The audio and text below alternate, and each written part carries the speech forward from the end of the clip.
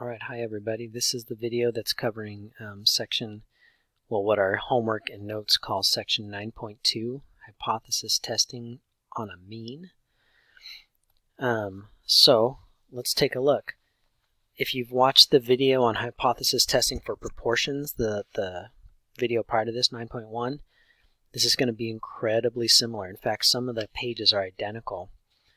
The only real difference here is when it comes time to actually do step 4 of the hypothesis test, when it's time to actually calculate your test statistic and your p-value. A lot of times we'll be doing it for means as opposed to proportions, but then a lot of the time we'll be using a t-distribution because, again, for when you're finding the standard deviation of a sample mean, for most problems, it's very unlikely that we know population standard deviation. Most likely we have to use sample standard deviation in our calculations. And when we do that, that clues us into the fact that we need to use a t-distribution. Alright, but you will see an incredible amount of similarity between this and what we did in the last video. Okay, so actually, I think this first page is identical to one that was in the last video, so I'm going to go through this first page or two fairly quick. Just sort of a reminder here of when we would use these things. So T versus Z, right, inference procedures. So when you're looking for the population proportion, or when you're doing some sort of a hypothesis test on a proportion, our sample would be the sample proportion, p hat, right? That would be our point estimate. And the way we calculate standard deviation, the standard deviation is known and it can be calculated. And what are they looking for? Standard deviation of the population can be calculated and, I guess, known? I don't know what word they're looking for then. Remember, the standard deviation here would be the square root of p naught q naught over n. And I'm referring to using the null statement, the null proportion and the complement of it, like we did in the last video. If we're looking for means, or we're doing some sort of a test regarding means, then our point estimate is the sample mean. And the standard deviation of the population is almost always unknown. Sometimes it's known and given, most of the time it's not, and again, hence that's why we have to use a t-distribution in this case generally, because generally we're letting the sample standard deviation substitute the place of the population one. Well, that means we need to use a t-distribution. With proportions, we're able to use a z-distribution, right, or a z-test. Now, the 5 steps for doing a hypothesis test, this is just a little typo in the numbers. These should be 1 through 5. 100% the same as what we talked about in the last video for doing a hypothesis test on proportions. Okay, and again, this was all listed in that last video as well. Just a little reminder that when you're writing out your null and alternative hypotheses, one thing is your null hypotheses should always use parameter notation, right? So that's what it says down here. Always use parameter notation. So talking about the population mean, right, or population proportion. And the null hypotheses will always have an equal sign, always. Right, and so maybe the null hypothesis is the mean is 10, whatever. The alternative, remember, that's always same notation, same number. However, you just need to decide, do I want the alternative to be less than, greater than, or not equal to?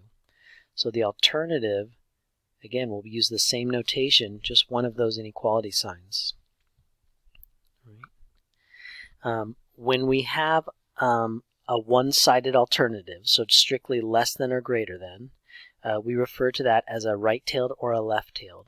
And you could just kind of remember that if I've got a curve here and here's my test statistic, and I'm looking for the area to the left, so in other words, I want the probability that a t-score is less than something, well, that would be left-tailed. It's got a tail on the left, right? If you're dealing with greater than, t greater than some number, that would make your tail go off to the right. And so sometimes they're referred to as right-tailed or left-tailed. Okay. And then our two-sided alternative is when we have not equal. Remember, two-sided means that for the not equal case, I'm basically trying to find the area or the probability of being outside of those two t-scores. Okay. All right. So again, this was all the same thing we talked about in the first or in the last video about 9.1. One other thing, whenever you're in your calculations for your test statistic, kind of like what I did up here, when you're developing your test statistic, if you're using any of the values from the null hypothesis, again, we represent them with a not or sub-zero to kind of match the null hypothesis and to tell me that that's the information I'm using. Okay, because remember, everything we test it against the original claim, against the null hypothesis. That is assumed to be true unless the data suggests that it is not true. All right, let's take a look at the next page. Much like the last video, they kind of ease us into the process, though this one goes a little faster. They first just have us practice writing a few null and alternative hypotheses. And sometimes they're obvious and sometimes they're not. So let's take a look here. It says, from data collected this year about the number of years of service an employee has at retirement within a certain large company, we obtain the following summary statistics. Sample size, there's the average number of years in service, and there's the standard deviation of the data. Test the claim that the mean number of years of service at retirement is 25. So here's the claim. They're describing the null hypothesis to us. The claim is that the mean number of years, and I'm using population mean, because again, for the null and alternative hypotheses, we use population parameters. The claim is that the mean is 25 years. Now for the alternative, it's maybe not entirely obvious what it should be. Again, I know it's mean. I know it's 25. The question is it greater than, less than, or not equal to? They don't really hint any way at it, right? They don't hint that they think it's maybe more or less than 25 years. So I think we would either be testing that it's 25 or not 25. Again, I think we prefer, if possible, we prefer to use a one-tailed value because that just tells us a little bit more about the the results. It's a little more specific. I mean, for example, if we do end up rejecting the null and going with the alternative, all we've said is that the data suggests that the number of years at retirement is not 25. That doesn't tell us if it's more or less. So it'd be a little better if we can fine-tune it with more or less. But anyways, this one doesn't hint at it, so I think what we would have to just state is it's either 25 like they claim, or it isn't 25. Let's take a look at B. The run times for 20 participants at a local 5K race was an average of 29.2 minutes with the sample standard deviation of 5.67. Is there evidence that the true mean runtime for all participants is below 30? Is there evidence that the true mean runtime for all participants is below 30? So in this case, my null hypothesis would be that the mean is dead on equal to 30. Right? Remember, null hypothesis always uses an equal sign. Has to. Okay. The alternative to this, well, here they kind of hint at it. They want to know, is there evidence to suggest that the mean runtime is actually below 30? So the alternative uses the same parameter notation, same value, 30, but this case, I think we want to go with less than. So when it comes time to actually find the p-value, here you would have two t-scores that you're looking for the area outside of those things. That would be your p-value.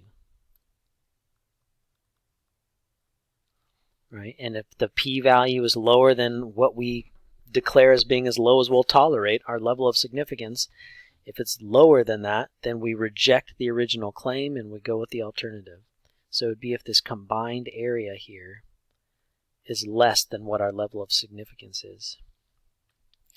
This guy is a left-tailed one. What you would end up with your test statistic, you would end up getting some t-value, and because we are interested in mu being less than 30, we would be interested in the area less than or left of this t-value, or test statistic rather. So that would be my p-value, right? That highlighted blue area. And again, based on what it is, that determines if we reject the null or fail to reject the null. Okay, so remember in last section we found our test statistic, right? Let's just kind of do a little recall.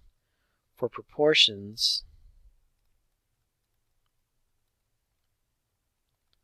my test statistic was a z-score, right? A z-test statistic. And it still followed the same format here. It was the sample statistic, right? Remember, statistic is the characteristic you learn from your sample minus the parameter, right? That's the thing that's claimed in the null hypothesis, and divided by the standard deviation there. Okay. So it was similar for proportions. Remember, it was the sample we find minus what the claim says divided by the standard deviation based on the claim. Now for this guy, because we're talking about means and we're dealing with sample means, if you knew the population standard deviation, you'd write it this way, and then it would be a z-score, right? Because I'm using this population standard deviation. But because I'm having to sample, or I'm sorry, I'm having to replace the population standard deviation with the standard deviation from the sample, because likely we don't know what sigma is, that turns it into a t-distribution. Again, really the main difference for us is consult a different table or ask for a different program from StatCrunch, or a different calculator, I mean, from StatCrunch. But the general procedure is going to be identical. And again, I think the best thing to do with these is just get your hands on some problems and do all 5 steps, okay? Because this can be a little tough, kind of learning it in pieces. I think the best bang for your buck is do as many of these as you can. So they've talked about writing the null and alternative hypotheses, right? And so that's actually, remember, technically that's step 1. Right? They went ahead and jumped all the way to step 4. So remember, technically step 2 is where you name the process. Step 3 is where you check IRL, independent, random, enlarged. Make sure you're doing good statistics. Step 4, if you recall, for a hypothesis test is 2-part. 1, get the test statistic. 2, get the p-value. So this is, again, was mentioned last time in the notes, but just to remind you, the p-value is the probability of obtaining our result, or one that is more extreme, one that is even further away from what the claim is. Okay, and that's all based on the assumption that the null is true. All right. The smaller the p-value, meaning the more unlikely it is that we should get our data if the mean or if the null is true, means that it's more convincing and even stronger evidence that our null is probably false. All right. The smaller the p-value means the less likely it is for us to have gotten the results we did if the null was telling the truth. Well, we did get those results, so generally what that means is the null is probably not telling the truth. We have reason to think the null is wrong. Okay. All right. So here, they just want us to calculate the test statistic and the p-value. I'll do this first one. Let me see. I'll do the first one for sure, and then I'll talk about the second one. But let's just give this a shot. So they give us our hypotheses. They give us our information.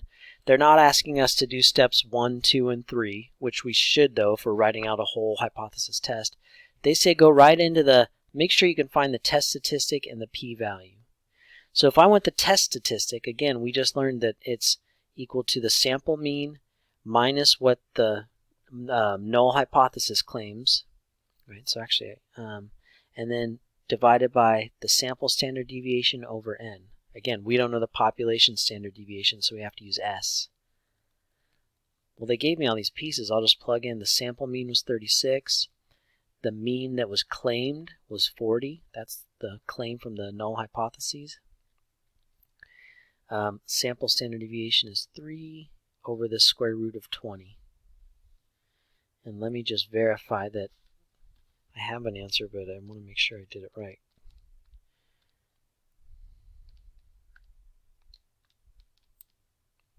Okay. Well, that is a different answer than what I got. Now I got to do it again. Divided by 3 divided by radical 20. Yeah, okay. Unless I'm making a mistake on my calculator, I got this. It's different than what I did earlier, so one of the times I made a mistake. Who knows which one it is? All right. So let's talk about finding the p-value, because again, this is just one part of the process for step 4. Now what I want to do is I want to locate the p-value, because again, that's really what helps determine whether I reject or fail to reject the null. So I'm looking for the probability of t being compared to this number. Now what do I want? Do I want greater than, less than, or, well, I wouldn't write not equals, then it would be two-tailed. I'll set that one up. That's this next case. Remember, follow the alternative hypotheses. Since the alternative is we think the mean is actually less than 40, then that is the same notation I'm using here. Because all this t-score is it is basically, basically what we did is we looked at saying, okay, well, if you say the mean is 40, I got 36. I want to know what's the probability of getting that score or something less, because that was from my sample. But again, we don't have a table that can handle all of these, because you would have to get a table for every time you have like a new mean here, like this mean is 40. So remember, that's why for our z tables and our t tables, that's why we standardize things. And so now we're really just referring to a t distribution. And so these areas are equivalent. Oops, that should be 5.96. So the area under this curve, left of 36, is the same as the area under this curve, left of 5.96, but we've standardized this so that we can then access my t-table. So anyways, I'm looking for left area here.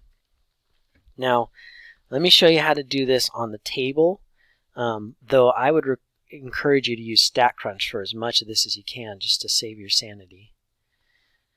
Let me go to my stats tables, and the third one down should be a t-table, okay? So remember, we talked about this in 8.2, kind of how to read a t-table. One of the main differences is that your t-table tells you right area. That's different compared to our z-tables. Another difference is that the z-tables hold the areas in the middle and the scores on the edges. T-tables do it opposite. The scores are here in the middle, and this stuff has to do with areas and degrees of freedom. So, well, let's give it a shot here. So what I want is I want to know the probability of getting a t-score less than this. What was it? What the heck was it? 96. Sorry, less than negative 5.96. So there's some t-score here, negative 5.96, and I want to be less than that. Well, already that's a little bit of a pain because I want left area. My table only tells me right area. But one thing I can do is I could just find symmetry. It turns out, or I could use symmetry. It turns out that the area left of negative 5.96 is the same as the area to the right of positive 5.96. Right, so this would be the same area, therefore the same probability. So I don't really need to mess with things. I'm just going to say, well, let's just pretend we're looking at that number. So really I want to know, this is the same as the probability of t being greater than positive 5.96. So one thing you need to do first is you need to know which of these rows am I looking at. And remember, that's based on your degrees of freedom. Now in this problem, they told me I had a sample size of 20 if you look back there. So remember, your degrees of freedom is always one less than that. So this would be 20 minus 1. So we have 19 degrees of freedom. So I'm looking in this row. Now, we don't ever really get exact scores here when you're using the table, but often we get something good enough, okay? So, or exact areas, I mean. So take a look at this. What I'm interested in is finding the probability of getting a t-score greater than 5.96. Do you notice that in this row, there's not even a t-score of 5.96? The highest it goes is to 3.83. So 5.96 would be somewhere like out here. Like I would need to keep going to get to it. That's okay though. Look at the areas. Do you see what's happening to the areas? 0.02, 0.01, 0.005, 0.025, 0.001, 0.0005. Do you notice they're getting smaller? So whatever this area is out here that corresponds to that t-score, this has got to be less than this guy. It's going to be smaller. So it's less than 0.0005. This is small. Okay, so I'm not even able to get the exact area here. I don't know what this exact area under the curve is, but I know it's really small. So I'm going to say it is less than 0.005. That's all I need, because all I need to do is be able to compare it to my level of significance. And a very common one is for alpha to be 5%, right? 0.05. Well, that area is definitely less than 0.05, so even though I don't know exactly what it is, I know that I would reject the null hypotheses because the p-value is too low. Now, if you use StatCrunch, you can get an exact answer, okay? So let me just show you real quick how to do it on StatCrunch. I think I have it ready. Yeah, StatCrunch. So again, you would go to Stat, T-Stats. Oh, I take that back. That's if you were actually going to full-on run the test, which you can do. I'm interested right now. I'm just trying to find the t-value. So I would go to a t-calculator. And my degrees of freedom was 19. And here I've got the less than ability. I don't need to tweak things around like I did for my table. I want the probability of getting a number less than negative 5. What did I say? 96? Yeah, I think it was 96. Yeah, 96.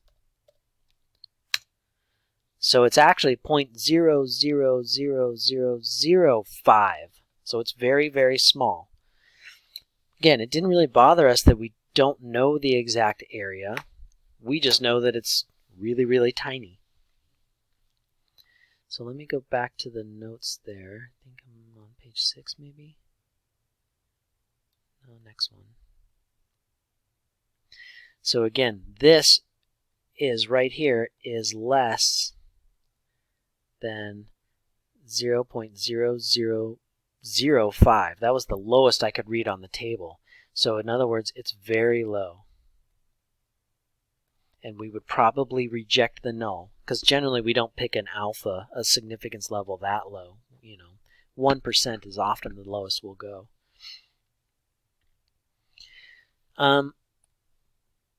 So let's just kind of, I guess, set this one up. So part B, and then I think the next page actually gets into doing hypothesis testing. Yeah, that's really what I would like to get to, is doing the full-blown test. So anyways, here they give me a null and alternative hypotheses for testing a mean. Here's my observed data. And again, they just want me to find the test statistic and the p-value. So they're only having me work on step 4.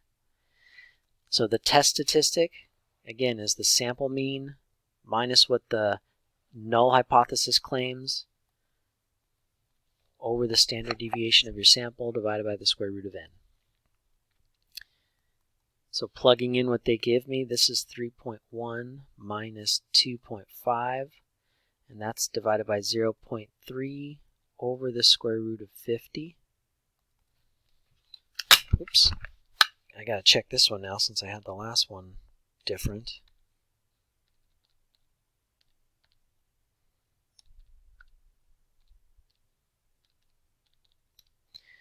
I get 14.14. That's a very large t value.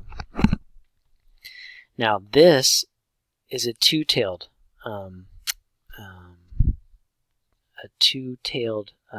gosh, I don't know why I'm thinking of the word, curve.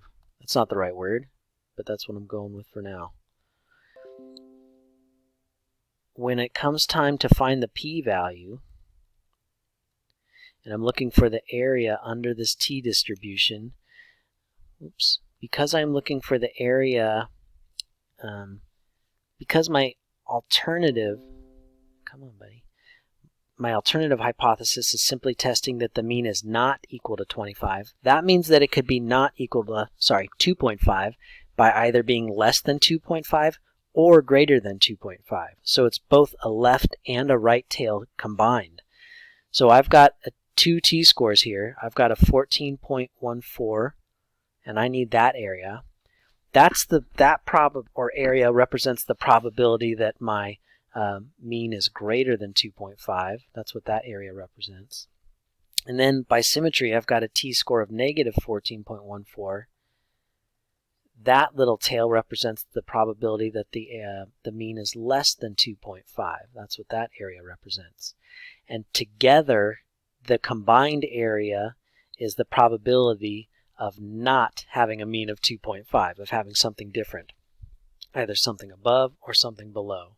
All right, so that's why it's two-tailed, because it's literally a combo of the left and right-tailed. Well, part of the good news is, based on symmetry, once I find this area, I can just double it to get the combined area, because they're going to be the same. Now, if you look at your t-table, though, this is a huge t-value. We won't be able to find that on my t-table. So let's take a look and see what we can do if we could figure out what this p-value is. The p-value would be the probability of t being less than this number, or, that's why we add them up, t being greater than this number. So in case you do encounter this, I want to show you on a table. You can easily enough do it in StatCrunch. Stats tables, back to the t-table. Okay.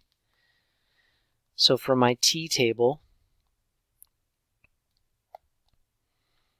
all right, let's see here. First of all, if you read back at that problem, it said that the sample size was 50, so that means my degrees of freedom is 49. Now, they don't have 49 degrees of freedom. They have 40 and 50. So you should go with what's closest. So 50 would be the closest one. So I'm looking for the t-score of 14 in that row. And again, what I'm really trying to find is the area left of negative 14.14. I need that. And the area right of positive 14.14. I need that. Well, all I really need to do is find this area, the right area, and I'm choosing right because that's how my table works. And then I'll just double it to get the combined area, because again, by symmetry, they're the same. So in this row, let's try and find 14.14. Look what happens. Following these numbers, we're at 2, we're at 2.5, we're at 3, 3.5. 14's got to be like way out here, probably even further. Okay, so it's way down the line here. Well, what that means is that the probability would be way down the line there too, right? And so the last probability reading we have is 0.0005. Whatever the probability is down here, it's way smaller than that. It's got to be really, really, really tiny. Let's assume worst case it's this. It's definitely way smaller than that because, again, we could see the trend that they're going down. Even if it was that 0.0005 there and 0.0005 there, Combined, that's 0.001, which is often still smaller than our level of significance. Even if you used 1%, we'd be smaller. So even though we don't know exactly what this is, StatCrunch can tell us, but we know that it's really, really tiny. The combined area there is really small. So let's just instead say that this p-value is really freaking small. And it would be enough to go ahead and reject the null hypothesis. Okay. All right. The next three examples are actual hypotheses tests. Okay. They give 3 of them in a row, and then then this video will be over. So let's give this first one a shot. Again, they walk you through the steps, same 5 steps that we learned in 9.1, pretty much the same 5 steps we learned in Chapter 8 doing confidence intervals. So here's the scenario. This was a similar problem they introduced. It says the run time for 20 participants at a local 5K had an average of 29.2 minutes. Okay. The standard deviation of that sample set was 5.67. Is there evidence that the true mean runtime for all participants is below 30 minutes? Okay, so they took a sample of 20 runners, and from those 20 runners, they had an average runtime of 29.2 minutes with the following standard deviation from those 20 runners. So based on that information, based on that one sample, is it okay, or can we conclude that the actual runtime for all runners is below 30 minutes? So first step, write out the null and alternative hypotheses and state the level of significance. Okay, so write out the null and alternative, state the level of significance. So the null hypotheses, again, we're talking about mean, and 30 minutes is the baseline. The baseline is that the mean is 30 minutes. And what we're, again, because the null hypothesis always has to use equal.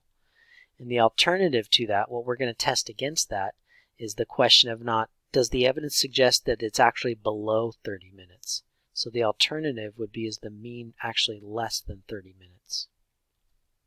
Now, they didn't tell us what level of significance to use, which again is the threshold for which we would fail to reject or reject our null hypotheses. So it's up to us to choose. A good default is 5%. Right? If our p-value, the probability of, which again, the p-value is just the probability of getting this number if we assume that the average time is 30. Right? Again, that's what the p-value is. It's the probability of getting that data, assuming that this guy is telling the truth, that that the average runtime is 30. And if this is low, if it's very unlikely for us to get that runtime average of 29 minutes, then it means that maybe the null is wrong, okay? Because we did actually get the 29-minute runtime on average. Step 2 is, what process are we using? When we're talking means, this is a one sample, and because we're having to use sample standard deviation, this will be a t-test. 3, make sure we're doing good statistics. Independent, random, and large. Large enough for x bars to be normal, or approximately normal. Independent, again, don't necessarily have to debate the situation. I mean, if all of these 20 people were somehow clustered together, then whoever's running up front, if they're going slow, they're kind of making everyone else go slow. So maybe there's a chance that they're not truly independent. But if we assume this is a fairly sizable race, often a lot of people running these 5Ks, I think we could say that 20 is probably under 5% of all the runners, okay? So probably safe to assume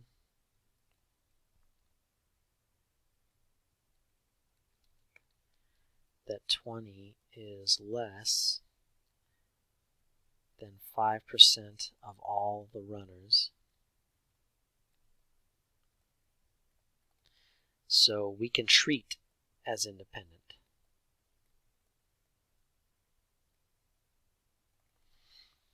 Whether or not it is, we can safely assume it is. Random.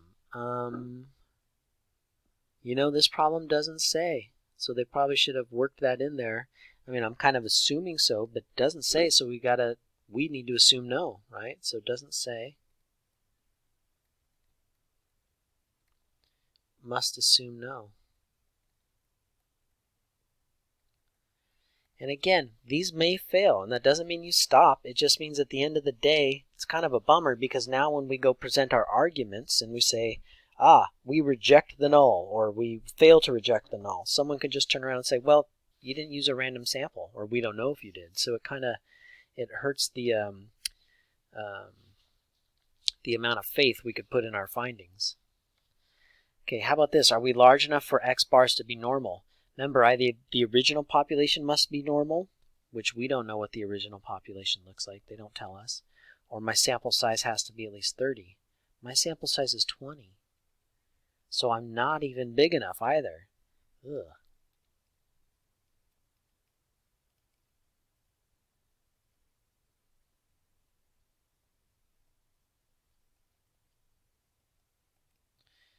Now, if you remember from the little simulations we did in StatCrunch, when we took something funky that was right skewed and we used sample size of like 3, that actually still gave us something normal-ish. I mean, it was at least unimodal. So if they're using sample sizes of 20, I bet it's still fairly okay. But again, it's going to be one of those things now where we've kind of lost a little bit of faith in our findings. Okay, should have taken a bigger sample. All right. Anyways, it's not going to stop us. We keep going. Find the test statistic. Remember, step 4 is two-phase. First, get the test statistic. And for us, doing a t test statistic, it's the sample mean minus what the null hypothesis claims over the standard deviation of my sample divided by square root of n. And so this would come out to be, let's plug all this stuff in. So this was 29.2. The claim was 30 minutes. From my sample, the standard deviation was 5.67, yeah, over the square root of 20, my sample size.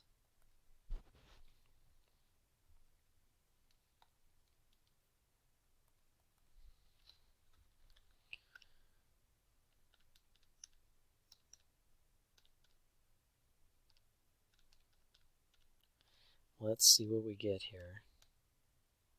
Okay, I get negative 0.63 for my test statistic.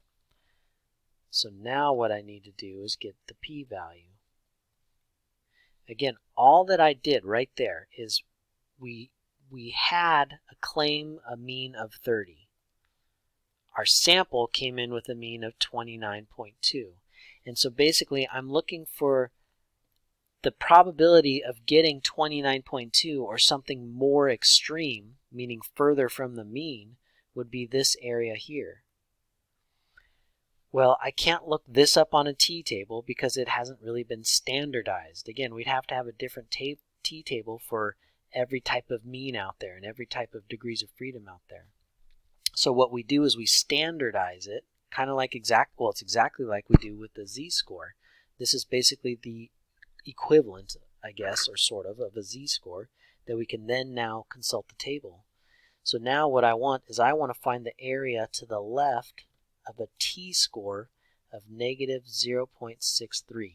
These areas are the same, but this one I could read off a t-table, this one I cannot. If you're going to use StatCrunch, then it doesn't matter. Just don't even mess with this. Go right into StatCrunch. But if we're doing a table, this is what I got to look for. I'm looking for my p-value is the probability of getting a t-score that extreme or something more extreme, so even further away from the mean. In this case, more to the left or more lower than the mean. I'll go ahead and just do this with my t-table, see if we can get some more practice with that. So if I go to stats tables, here's my t-table.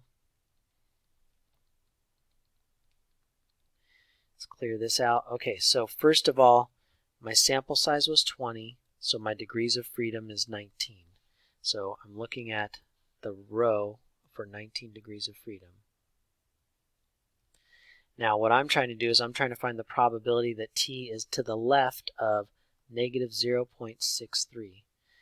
Again, that's sort of a bummer because left does not show up on this table. Okay, but if you're looking for that left area, the area left of negative 0.63, that's the same as the area right of positive 0.63. So this is the same as the probability that t is greater than positive 0.63. Again, by symmetry, this area is the same as this area. And this one I could read off the table, so that's what I'm going to go with. So when I find a t-score of 0.63 and I look at the area, that's telling me the area to the right. So how close can I get to 0.63? Fairly close. Actually, 0.63 would be a little bit here, right? The smallest t value, I don't know if you could see that, but the smallest t value that's on the board there is 0.688, and then the t-scores only go up from there. They only get bigger. So 0.63 has got to be a little bit to the left, meaning the area should be a little bit left of this guy. And look at the trend of the areas. As I go this way, the areas are getting bigger. 0.10, 0.15, 0.20, 0.25. So this is bigger. This might be, I don't know, 0.29 or something like that, or 27. It doesn't matter that we know exactly what it is. It's a lot. It's a high probability, okay? So we could definitely say it's more than 0.25. So let's say that. More than 0.25. Okay. And if I were to run it on StatCrunch, which I'll do, I'll show you, it'll give us the exact values. Let me see, where was I here? Nope, here. So this, whatever this is more than 0.25. So that's big, okay? That is more than my level of significance. Remember, alpha was the minimum probability I'm going to tolerate is all the way down to 5%. Okay, and again, what that means is that if this is true, if this claim is really true, that the average runtime is really 30 minutes, come on, pen, switch on me. If it's really 30 minutes, then the likelihood that I should find a group of people that average 29 minutes or less, okay, that's 25% chance for that to happen. That's not abnormal. That's perfectly within the realm of possibility. So what it means is it doesn't make me feel like this is wrong. It makes me feel like, yeah, that's probably right. The 30 minutes is probably right. And this, I just happened to grab a group of quick runners. Okay. Now, if the probability came out to something really, really small, okay, then what that would mean is that, well, if this were truly a 30-minute average for everybody, then it would be incredibly unlikely for me to get 20 people to run that fast. Because it's so unlikely, and I actually did find them, it's not like I hit the lotto or anything, it's probably that this true mean was off a bit. Okay. So anyways, let me erase this work here.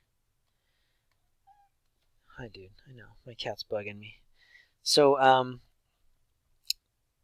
what we can say then is we could say since our p-value is higher than alpha, we have no reason to believe that the mean runtime isn't 30 minutes. It seems fine. So we fail to reject the null. We're not going to get rid of it. We're going to say it doesn't seem, it's not bothering us, so we do not reject it.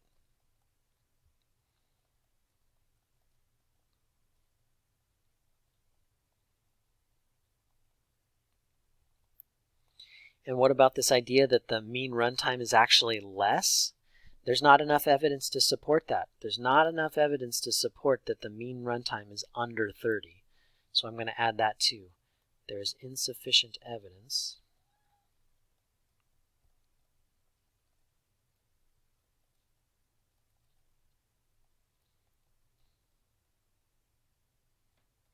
to suggest the mean runtime is under 30 minutes.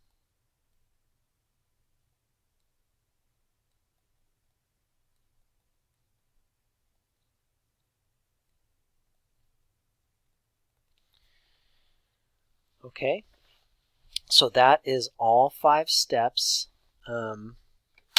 Let me show you how to do this on StatCrunch.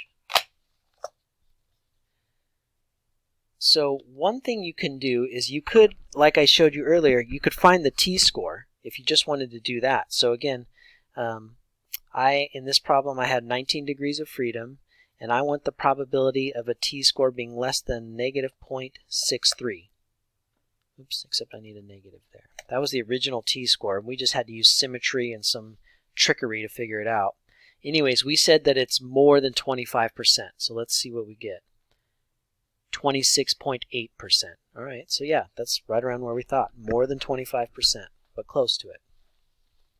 So you could use StatCrunch just to find the t-score and then go ahead and calculate the p-value and all that. But if you're getting on StatCrunch to do that, why not do the whole thing? So you would go to t-stats, right? Remember, z-stats, t-stats, and proportion stats are where you can do confidence intervals and hypothesis testing based on the procedure you're using. We're using a t-statistics procedure, right? On one sample, I do not have data. I have a summary of my data. So the sample mean, the mean from our sample was the runners ran it in 29.2 minutes. The standard deviation from my sample was 5.67, and our sample size was 20. And here I'm going to do a hypothesis test. I could do a confidence interval if I was trying to estimate the true mean, but here I'm doing a hypothesis test. The claim is that the mean is 30 minutes, and the alternative is that the mean is less than 30. Let's see what it says. So it gives me my test statistic, which is what we found, right? Negative 0.63. And it gives you your p-value of 0.2678. All right? And so,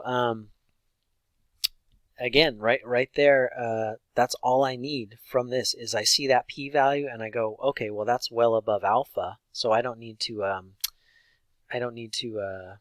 what am I trying to say? Oh, I can fail to reject the null because it's way above alpha. That's not an unlikely thing to happen. 26% probability, that's not too low. Certainly not lower than our threshold. All right. Let us take a look at the next example. We got 2 more, and then we're done with this thing. All right, here's our next page.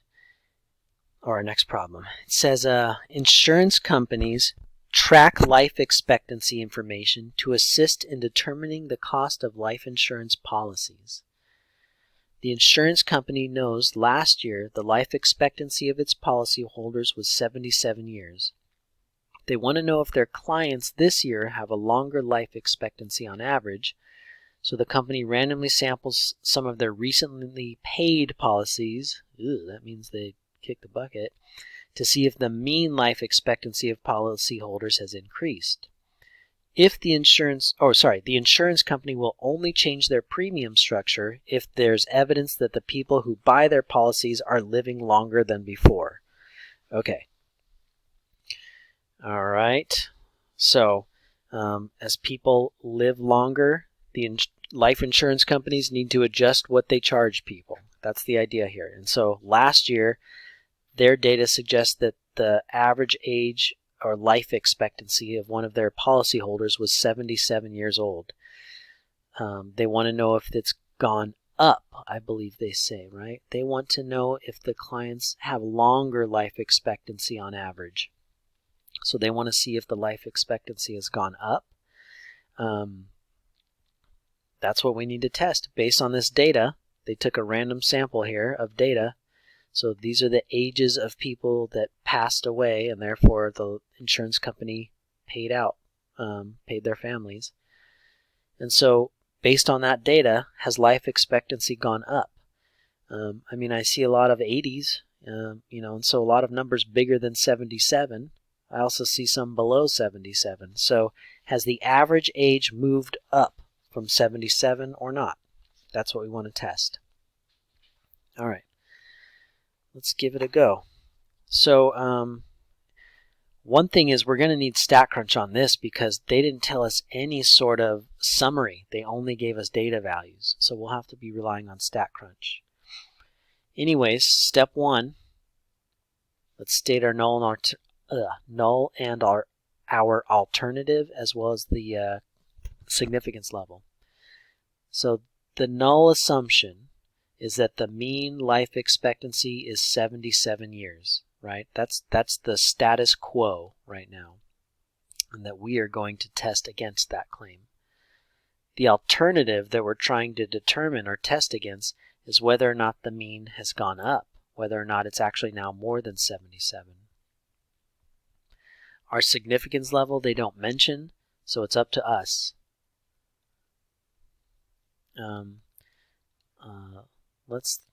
How about we just let alpha equals 0.05, 5%, okay?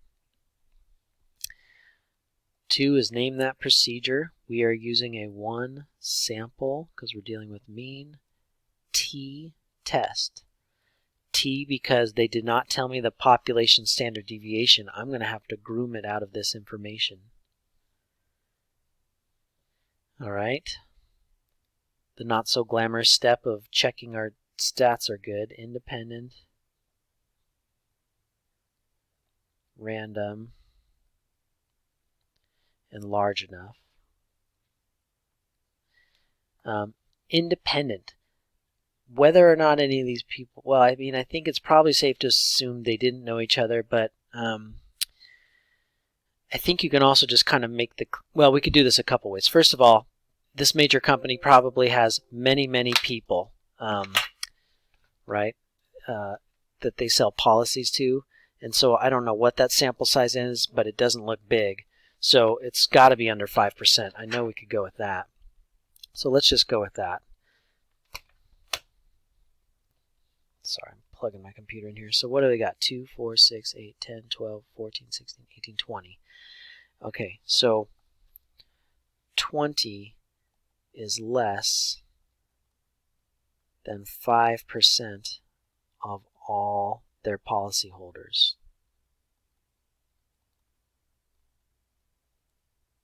Otherwise, their business is not doing so good.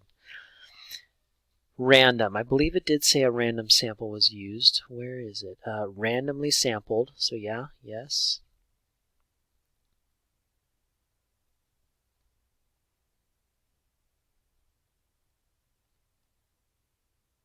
Random sample is taken. And are we large enough for our sample means to be normal? Our sample size is 20. That is not greater than or equal to 30. So technically we're not large enough. So not large enough.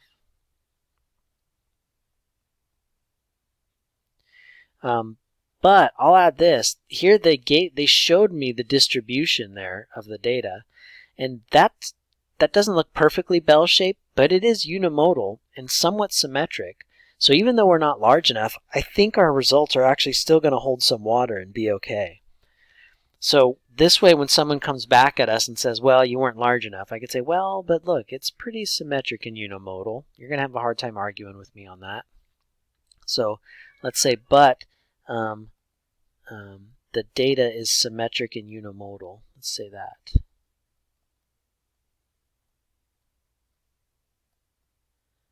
the data is symmetric and unimodal.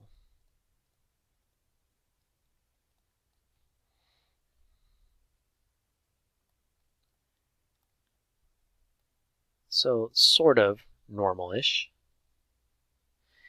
All right, let's find our test statistic. Remember, step 4 is a two-step process. The test statistic, that's our critical t-score, and so it's, again, in general, it's the sample mean minus the claimed mean over standard deviation here. All right, let's plug these in. I guess we'll do this by hand, and then maybe I'll verify with StatCrunch, but let's plug in these things. The sample mean, oh, I don't know. I don't know what the mean of this sample is. I've got to figure that out. And the sample standard deviation, both of these things, I don't know. I have to go get those from StatCrunch. So I guess I will be using StatCrunch.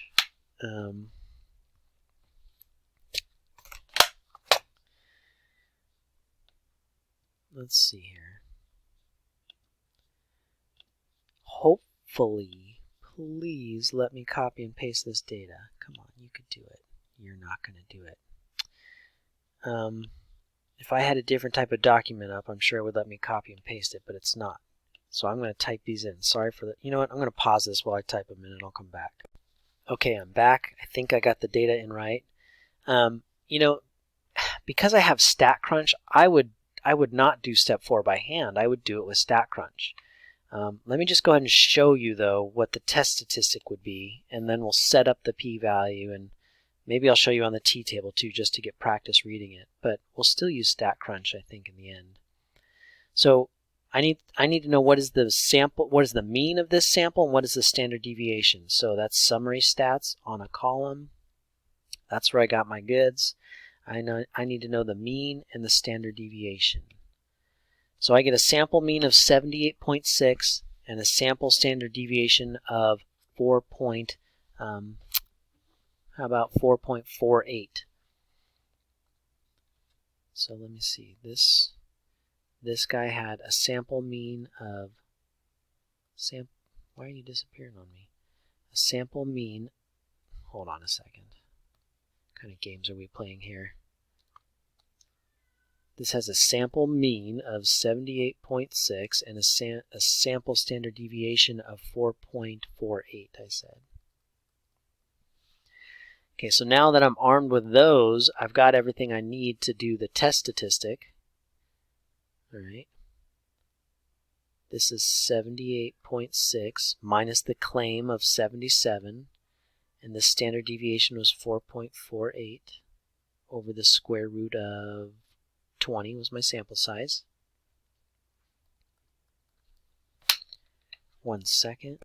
Sorry, it was my cat again. Golly. Okay, let's crank out this number. Guess I could have done this while it was paused too.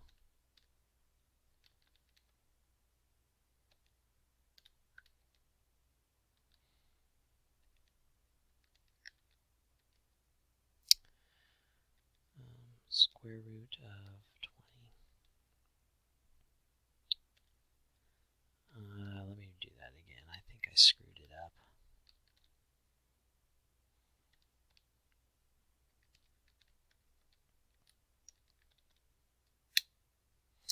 Okay, I got 1.597. So how about just, 1.597. Let's see, so there's my t-score. Now, again, what I would then do is I'd want to find my p-value, which is the probability of getting that t-score, or something more extreme. Now, because, again, look back to your alternative, more extreme would be something larger than this t-score. So that's what I'm looking for. So let me go to my t-table and see what I can figure out.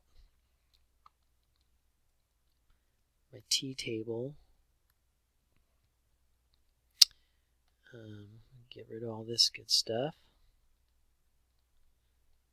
And so again, what I'm looking for in this one is I want the probability of getting a t-score greater than 1.597, I think it was. My degrees of, well, my sample size was 20, so my degrees of freedom was 19. So let's find 19 degrees of freedom again. Let's try and get as close as we can to that score, 1.59. 1.597, it would be in between those two. Okay, so if you notice, it's in between 1.3 and 1.7, so it's somewhere in between there, meaning this probability here, this area, is somewhere in between this area. So I don't know what it is, but I know it's in between 5% and 10%. Okay, that's enough for me to compare it to alpha and make my determination. So let me go back. So this is between 5% and 10%.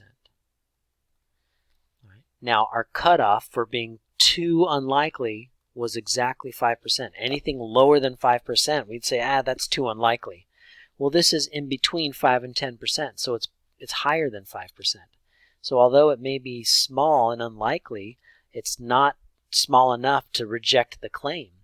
In other words, it maybe just so happened that I grabbed a bunch of people that were living older, but it's not enough to make me think that the average life expectancy has changed, right? It's just, it was kind of a low probability of getting this result from our sample, but not ridiculously low, not what we considered to be too low. This is another example of why it's really important to pick alpha ahead of time, because had I chosen alpha to be 10%, then in that case I would be rejecting the null. Okay, so you can't choose alpha after the fact, because then it kind of skews your results. While I've got StatCrunch going, let me just do this real quick and then I'll summarize this. What I probably would have done to begin with is, instead of doing all of step 4, I would have gone to t-stats, one sample based on data. That's where my data lives, and I'm going to tell it I want to use that data and do a hypothesis test where the mean is claimed to be 77, and I'm testing the alternative that the mean is greater than that. So it gives us our t test statistic, which we found 1.598. I think mine was 597. And then our p-value, they tell me exactly that it is 0.063. We knew it was between 0.05 and 0.10, so we knew it was somewhere between 5 and 10%. Turns out it's 6.32%. So again, looking at the p-value, that would be enough for me to go, well, it's not under 5%, which was my alpha value, so I do not reject the null. Okay, so let's summarize that stuff. So the last step is, since our p-value is higher than alpha, we do not reject the null. We fail to reject the null.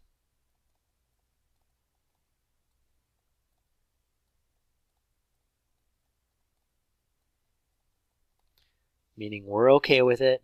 We're going to keep you as status quo, and it also means that there's not enough evidence to suggest that the life expectancy has gone up. So there is insufficient evidence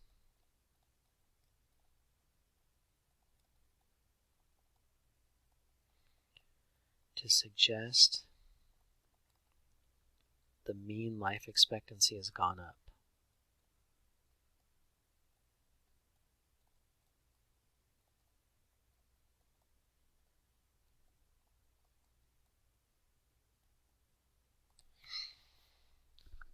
Okay. All right. I think just one more. Now, down here at the bottom of the notes, they just kind of give you some StatCrunch tips. They remind you that if you're doing means, you're going to go to stat, t-stats, one sample, and you're going to use either data or summary based on what you got. If you're doing proportions, you're going to go to stat, proportion statistics, one sample, and again, with or without data, depending on what you got. So let's try this last one and be done with this thing. Okay, the last example in this page, or in these, in 9. What are we in here? 9.2? Yeah.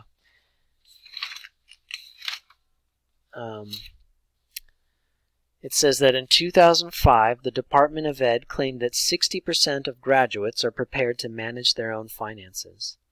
In 2015, so 10 years later, out of a sample of 500 students, 327 responded that they feel prepared to manage their own finances.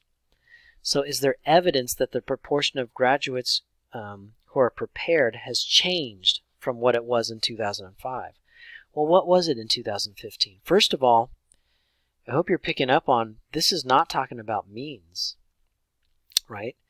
What they've got here is not a sample mean. This is a sample proportion, 327 out of 500.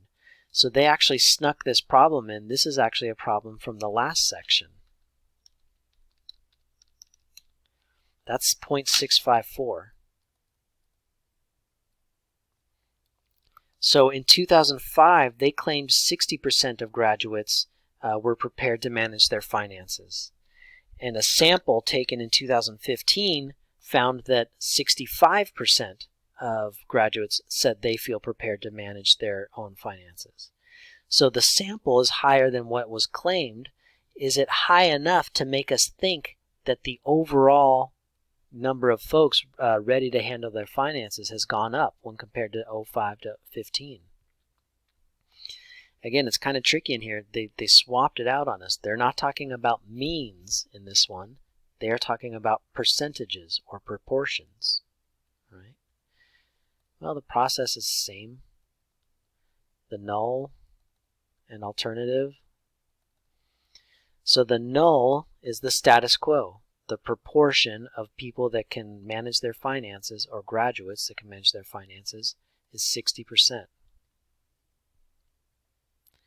Now, this one is a little tough to decide to do, and I think you can go either way. Based on the sample, don't you sort of want to suggest that your alternative is higher, right? That the proportion has actually gone up? So in one, I could sort of see how you would want to do this, and I actually think that that's what I would sort of prefer to do. But the wording here just says, is there evidence that the proportion has changed? So that right there is not saying, is there evidence to suggest that it's gone up or gone down, just that it's different. In other words, just that it's not 60%. So even though our sample kind of suggests that it's going higher, and I wouldn't blame you one bit if you wanted to run this as your alternative, and you can do whatever you like. In fact, if it turns out that from this we then end up rejecting the null, I think I would almost want to go run it again with this guy and see if can we figure out which way it's changed. Is it gone up or gone down? So that's going to be up to you. And you know what? I'm going to do it. No. I'll just sticking with the sentence. It sounds like they're asking for 60 or not 60. Anyways, the level of confidence significance level, I'm going to say let's let alpha equal 0.05. I'm going to stick with 5% unless they tell me otherwise. Now this is a proportion, so this is a 1 proportion z test. All right. How are our statistics looking? Are we independent? Random? And large enough? Large enough for p hats this time to be normal, or approximately normal. Okay, well, independent. Well, they're talking about 500 high school graduates, and this is what the Department of Ed is analyzing. So they're probably looking at all high school graduates. And if that's the case, then 500 is a small sampling of all high school graduates. So 500 is less than 5% of all high school graduates. So we can treat as independent.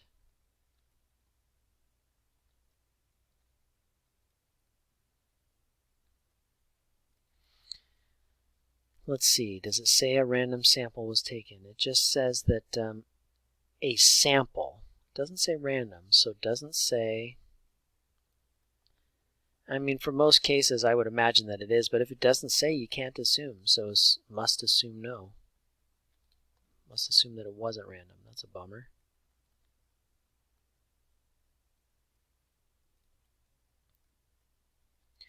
And are we large enough for p-hats to be normal? Well, the number of successes, remember for proportions, you need number of success and fails to be greater than 10. They had 327 people say that they feel good enough to manage their finances. That's well above 10. And the number of fails, well, out of 500, if they had 327 say that they are fine managing their finances, then that would be 173 that do not feel fine.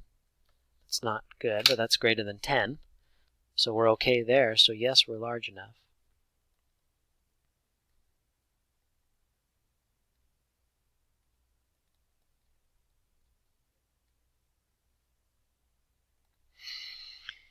Okay, I think I'm going to just speed things up and do this last thing on StatCrunch, but I'll just set it up and get the idea. So remember, step 4 is a two-part process. You find the test statistic. Now, when we're talking about, we're doing a z-test here, so my test statistic is the proportion I observe minus the proportion that was claimed over the standard deviation based on the claim. So this test statistic is going to be, we observed what percentage? 0.654. That's the proportion we observed. The claim was 0.6, right? 60%, feel ready. And so down here in the standard deviation, this would be 0.6 times the complement, 0.4, over the sample size of 500. Let's see what that is.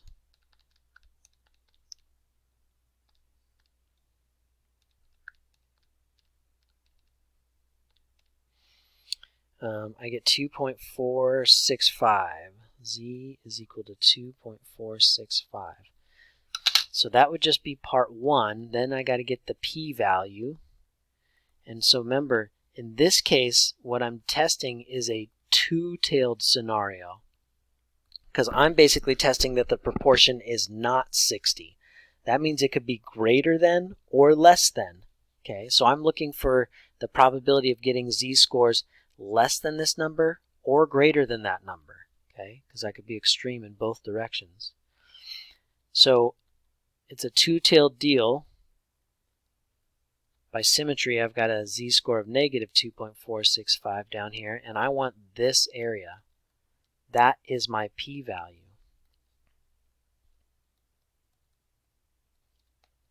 What I want is the probability of getting a z-score less than this. I could do that on a z-table, or meaning I'm going to add up the probability of a z-score greater than this. Also can get that from a z-table. But I'm not going to waste our time doing that. Let's do this on StatCrunch real quick and be done with it. Okay, so this is a stat, proportion stats, one sample with summary. The number of observations I made was, the number of successes was 327 people said they were prepared to manage their finances. Total number of observations was 500. I'm going to do a hypothesis test, not an interval. The claim is that 60% are good to manage finances, and my alternative was not equal to 60. So let's see what it looks like. Let me go back and see if it what happens when I plot the p-value? I think it might show me a graph. Yeah, so there's the two z-scores I've got, and it's looking left and right of those z-scores. Up there it tells you the test statistic, that's what we found, and that's the p-value, the combined area. So there's the test statistic we found, 2.46 something, and there's the p-value. The combined area is 0.0137. So this is 0.0137. Again, that's from StatCrunch.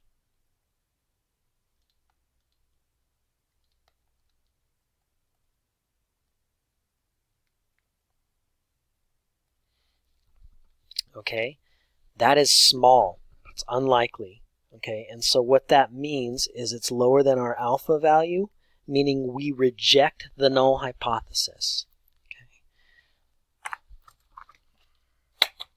So the last step is, since the p-value is less than alpha, which again is what it's basically saying is that for us to perform a sample and get 65% of the sample to say, yeah, we feel okay managing our finances, the likelihood of getting that percentage to say yes, if it was truly only 60% of folks that felt comfortable managing their finances, then the likelihood of getting us getting that result would be about 1.3%. Very unlikely to happen. But it did happen. That's what we got. And so since it was very unlikely to happen, but it did happen, it makes us think that this claim is no longer accurate. It makes us think that that should be moved. So we're going to reject the null hypothesis here. And there is sufficient evidence to suggest that it's no longer 60%, that it's different. Now, because we did a two-tailed test, we don't know if it's higher or lower. Our suspicion is higher, and we probably should have tested for higher, like I said in the beginning. You can always run the test again, changing that symbol to a greater than symbol. And that's not hard if you're using StatCrunch.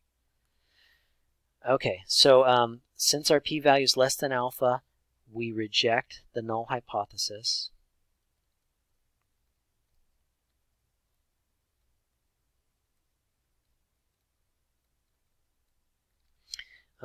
There is sufficient evidence to go with the alternative.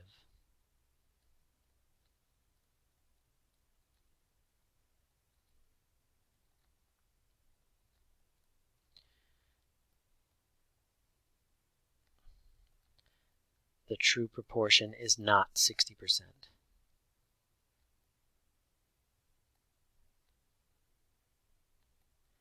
Of those that feel ready to manage finances is not 60%.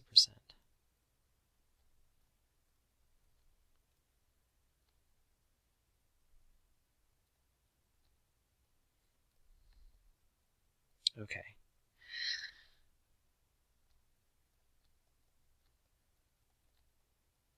All right. This video ended up being longer than I thought it was going to be. I hope you're feeling all right on that. I do feel like I rushed through some of the beginning part, mainly again because it was redundant information on what we learned in the last video. So hopefully I wasn't kind of stepping all over the place too much.